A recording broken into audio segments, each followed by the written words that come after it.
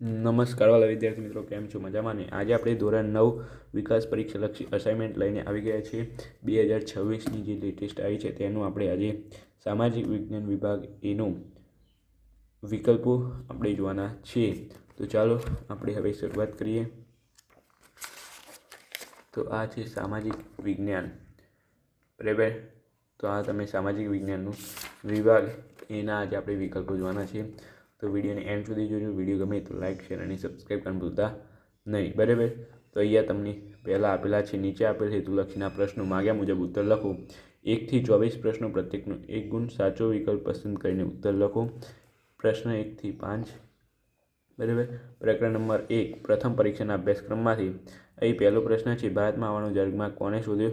તો Vasco da ગામાએ. ત્યાર પછી બીજો પ્રશ્ન છે, નીચેનામાંથી કયું વિધાન ખોટું છે? તો એ જવાબ આવશે બી. પ્લાસીના યુદ્ધની કંપનીને બંગાળના 24 પરગનાની જાગીર મળી. ત્યાર પછી એ 3 નંબરનો ક્વેશ્ચન આપણે જોઈએ તો ભારતમાં પ્રથમ ગવર્નર જનરલ તરીકે કોણ આવ્યા હતા? તો અહીં તમારે જવાબ આવશે વોરન હેસ્ટિંગ, બરાબર. ત્યાર પછી 4 નંબરનો છે, અંગ્રેજોએ ત્રીજો મૈસૂર વિગ્રહ કોની સાથે કર્યો હતો? તો એ જવાબ આવશે ટીપુ સુલતાનની સાથે કર્યો હતો. ત્યાર પછી અહીં 5 નંબર છે કે નીચેનામાં ભારતમાં જાહેર બાંધકામો ખાતાની સ્થાપના કોના સમયે થઈ હતી? તો એ જવાબ આવશે તમારે વિદ્યાર્થી મિત્રો ડેલહાઉસીના સમયે, બરાબર. જવાબ જોઈ લેજો. ખોટા હોય તો નીચે કોમેન્ટ કરી દેજો, કોમેન્ટમાં સાચો જવાબ નાખી દેજો, બરાબર, જેથી કરીને બીજા વિદ્યાર્થી મિત્રો જોઈ શકે. ત્યાર પછી અહીંયા પ્રશ્ન પ્રકરણ નંબર 4, પ્રથમ પરીક્ષાના અભ્યાસક્રમમાંથી છે. તો અહીં છે, બંગાળના ભાગલા અમલ કયા દિવસ તરીકે માનવામાં આવ્યો? તો અહીં વિદ્યાર્થી મિત્રો જવાબ આવશે રાષ્ટ્રીય શોક દિન. કયો? રાષ્ટ્રીય શોક દિન. ત્યાર પછી છે, ગુજરાતમાં સશસ્ત્ર ક્રાંતિની ભૂમિકા કોને તૈયાર કરી હતી? તો એ જવાબ આવશે તમારે અરવિંદ ઘોષે. ત્યાર પછી આગળ આપણે વિદ્યાર્થી મિત્રો જોઈ લઈએ હવે. તો અહીં છે તમારે પરદેશની ભૂમિ પર ભારતનો સૂચિત રાષ્ટ્ર ધ્વજ સૌપ્રથમ કોને ફરકાવ્યો હતો? તો એ જવાબ આવશે મેડન ભીખાજી કામાએ, બરાબર. ત્યાર પછી અહીંયા છે, ગાંધીજીની રાજકીય ગુરુ કોણ હતા? ગાંધીજીના રાજકીય ગુરુ કોણ હતા? તો એ જવાબ તમારે આવશે ગોપાલ કૃષ્ણ ગોખલે.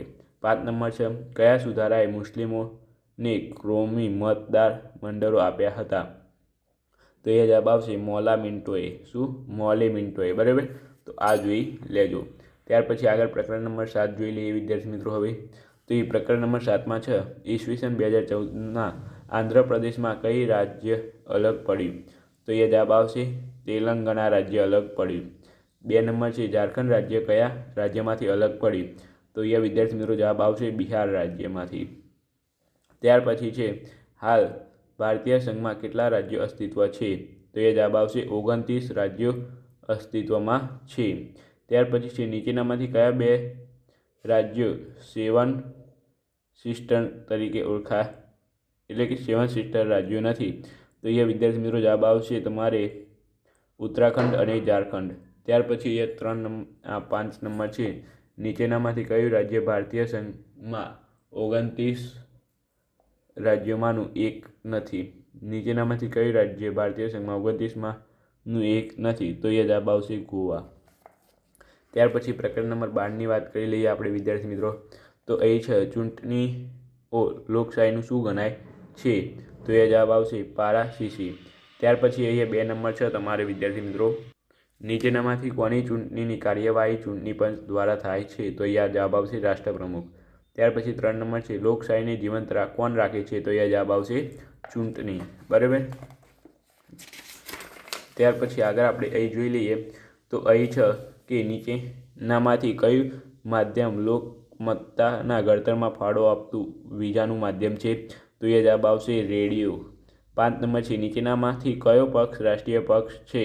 તો એ તમારે જવાબ આવશે કોમ્યુનિસ્ટ પાર્ટી ઓફ ઇન્ડિયા, બરાબર. અહીંયા જવાબ છે. ખોટો હોય તો તમારે નીચે કોમેન્ટ કરી દેવાની, સાચો હોય તો કોમેન્ટ કરતા નહીં. ત્યાર પછી પ્રકરણ નંબર 22, બરાબર, લાસ્ટ પ્રકરણ છે અને આઈએમપી છે. આમાંથી 1-2 MCQ 100% આવશે. તો એ જોઈ લઈએ હવે. તો અહીં છે, બે તરફનો વાહન વ્યવહાર ધરાવતા જાહેર માર્ગ પર માર્ગની કઈ તરફ વાહન ચલાવવું જોઈએ? તો અહીંયા વિદ્યાર્થી મિત્રો માર્ગની ડાબી તરફ, બરાબર, માર્ગની ડાબી તરફ. ત્યાર પછી છે કોઈ પણ એક કરતાં વધુ લેન હોય ત્યારે ભારે વાહન કઈ બાજુ ચલાવવું જોઈએ? તો વિદ્યાર્થી મિત્રો આવશે માર્ગની ડાબી બાજુ, બરાબર. ત્યાર પછી આગળ આપણે જોઈ લઈએ તો અહીં છે તમારે વિદ્યાર્થી મિત્રો કેવા વાહનોને આગળ જતાં અગ્રતા આપવી, કેવા વાહનોને આગળ જતાં અગ્રતા આપવી. તો વિદ્યાર્થી મિત્રો અહીંયા આવશે આપતકાલીન વાહનોને. 4 નંબર છે ડાબી તરફ જવા માગતા વાહન ચાલકે કઈ લેનમાં આવી જવું જોઈએ, બરાબર. તો અહીંયા જવાબ તમારે આવશે પોતાની ડાબી તરફની લાઇનમાં. ડાબી તરફ જવા માગતા હોય તો તે પોતાની ડાબી તરફની લાઇનમાં આવી જવું જોઈએ.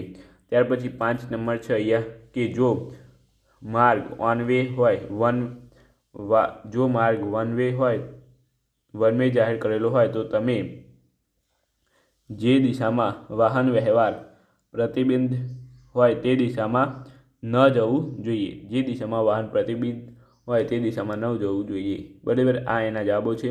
તો વિડીયો કેવો લાગે, સરળ લાગે તો લાઇક, શેર અને સબસ્ક્રાઈબ કરવાનું ભૂલતા નહીં.